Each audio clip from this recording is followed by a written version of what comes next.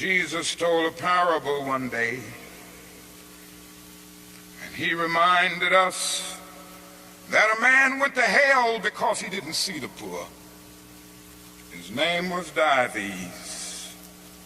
He was a rich man. And there was a man by the name of Lazarus, who was a poor man, but not only was he poor, he was sick. Sores were all over his body.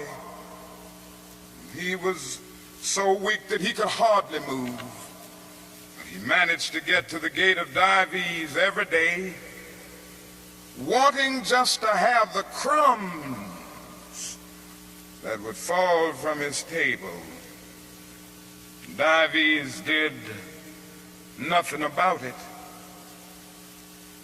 And the parable ends saying, Dives went to hell, and there was a thick gulf now between Lazarus and Dives.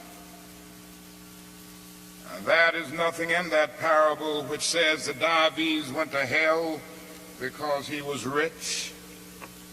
Jesus never made a universal indictment against all wealth. It is true that one day a rich young ruler came to him and he advised him to sell all, but in that instance Jesus was prescribing individual surgery and not setting forth a universal diagnosis.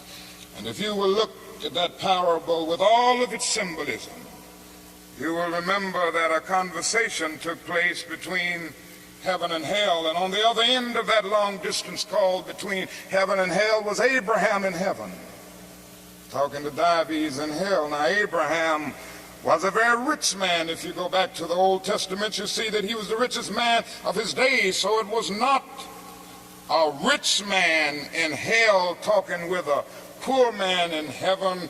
It was a little millionaire in hell talking with a multimillionaire in heaven. Dives didn't go to hell because he was rich.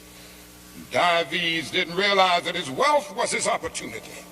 It was his opportunity to bridge the gulf that separated